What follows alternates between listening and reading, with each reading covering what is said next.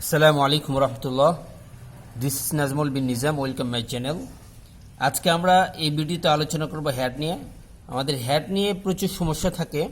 ইনশাল্লাহ আশা করি এই ভিডিওটা ধৈর্যের সাথে যদি আপনি শেষ পর্যন্ত দেখেন এবং বাড়িতে যে ব্যবহারগুলো দেখাবো সেগুলো প্র্যাকটিস করেন বেশি বেশি, হ্যাড নিয়ে আপনার কোনো সমস্যা থাকবে না। প্রথমে আমরা হ্যাডের অর্থটা দেখে নেব। হ্যাডের বাংলা অর্থ হলো ছিল। হ্যাডের বাংলা অর্থ ছিল। সাধারণত হ্যাড আমরা তখনই ব্যবহার করি যখন কোনো কিছু পূর্বে এক সময় ছিল কিন্তু বর্তমানে তা নেই বোঝাতে। আমরা এই ভিডিওর আগের ভিডিওতে হ্যাভ এবং হ্যাজ নিয়ে আলোচনা করেছি। সেখানে আমরা দেখেছি হ্যাভ এবং হ্যাজ পার্সন অনুযায়ী ব্যবহার হয়, কিন্তু মজার একটি বিষয় হলো হ্যাডকে পার্সন অনুযায়ী ব্যবহার করতে বা বসাতে হয় না। যেমন ফার্স্ট পারসন আই উই, এটার সাথে আপনি হ্যাড বসাতে পারেন। সেকেন্ড পারসন ইউ, এটার সাথেও আপনি হ্যাড বসাতে পারেন। থার্ড পারসন সিঙ্গুলার এবং প্লুরাল নাম্বার সকলের সাথেও আপনি হ্যাড বসাতে পারেন। যেমন কিছু উদাহরণ দেখলে বিষয়টা আমাদের জন্য বোঝা আরও সহজ হবে। আমার একটি বই ছিল, তাহলে আমার আই, এরপরে প্রথমে আমরা সাবজেক্ট নিব, এরপরে ছিল। আমার ছিল আই হ্যাড। কি ছিল? একটি বই, বুক। আই হ্যাড আ বুক। আমার একটি বই ছিল। তার একটি স্বপ্ন ছিল। তাহলে সাবজেক্ট হচ্ছে তার, প্রথমে আমরা তার নেব, হি বা শি যেটাই নেই, তারপরে আমরা ছিল ইংরেজিটা নিয়ে নেব, হি হ্যাড। হি হ্যাড, তার ছিল, কি ছিল? একটি স্বপ্ন। স্বপ্ন ইংরেজি আমরা জানি ড্রিম। ড্রিম, তার একটি স্বপ্ন ছিল। হি হ্যাড আ ড্রিম, তার একটি স্বপ্ন ছিল।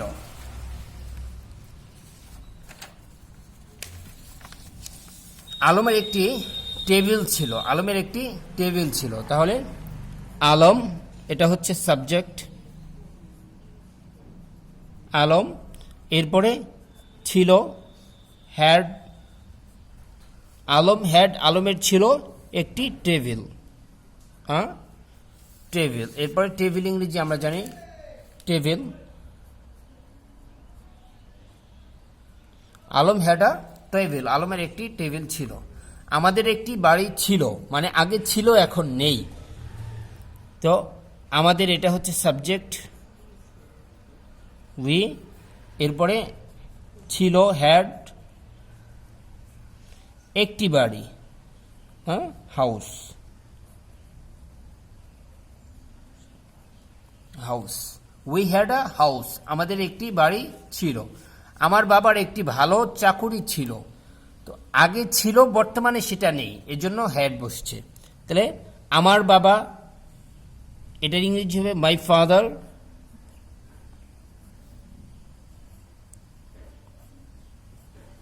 মাই ফাদার, এটা সাবজেক্ট। এরপরে ছিল, ছিলটাকে নিয়ে নেব, হ্যাড। মাই ফাদার হ্যাড, একটি ভালো চাকরি।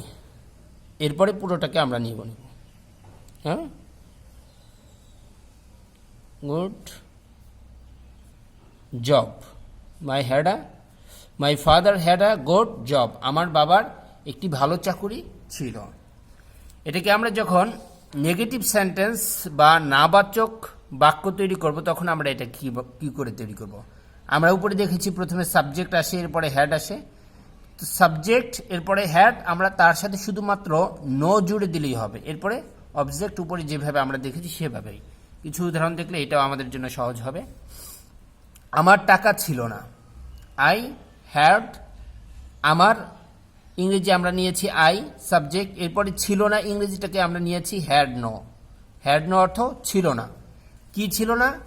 টাকা ছিল না, মানি। আই হ্যাড নো মানি, মানে আপনি কোথাও গিয়েছেন, হয়তো বা কোনো হোটেলে রেস্টুরেন্টে খেতে বসেছেন, সেই সময়টা আপনার টাকা ছিল না, কিন্তু টাকা এমনিতে ঘরে ছিল বা অন্য কোথাও ছিল। তার লাইসেন্স ছিল না, তার, এটা সাবজেক্ট, আমরা সাবজেক্টের জন্য হি নিয়েছি। ছিল না ইংরেজি নিয়েছি আমরা had no, he had no.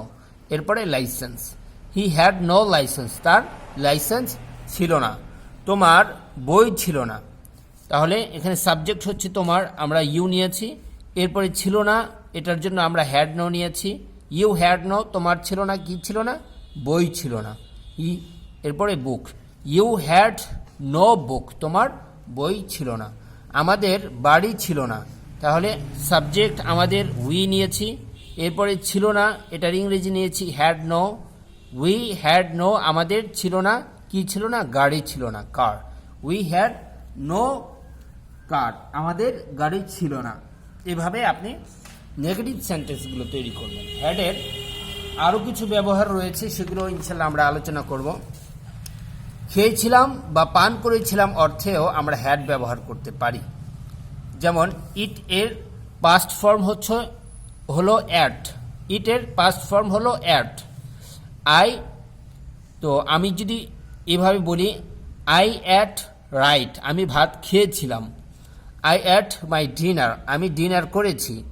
I at my breakfast, আমি আমার ব্রেকফাস্ট করেছি।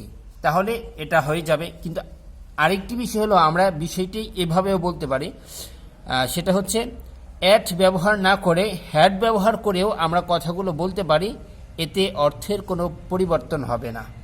উদাহরণ দেখলে বিষয়টা আমাদের জন্য আরেকটু সহজ হবে।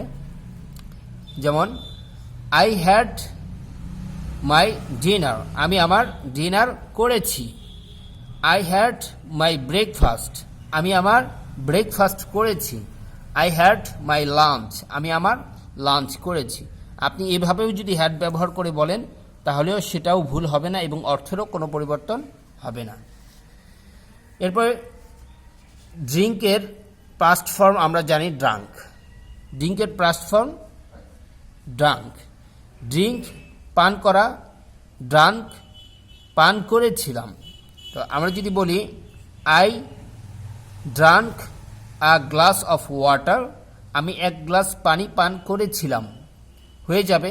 এখানে আমরা ড্রাঙ্ক ব্যবহার না করে হ্যাড ব্যবহার করতে পারি, এতেও কোনো সমস্যা হবে না বা অর্থেরও কোনো পরিবর্তন হবে না। যেমন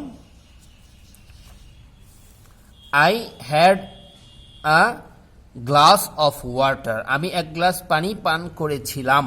আপনি এইভাবেও বিষয়টি আলোচনা করতে পারেন, বলতে পারেন। তো আশা করি হ্যাডের যে ব্যবহারগুলো রয়েছে টেন্সের বাইরে, সেই ব্যবহারগুলো আমি আপনাদের দেখিয়েছি এবং আপনারা বুঝতে পেরেছেন। বাড়িতে বেশি বেশি প্র্যাকটিস করতে হবে। যখন আমরা বেশি বেশি প্র্যাকটিস করব তখন এই বিষয়গুলো একদম সহজ হয়ে যাবে।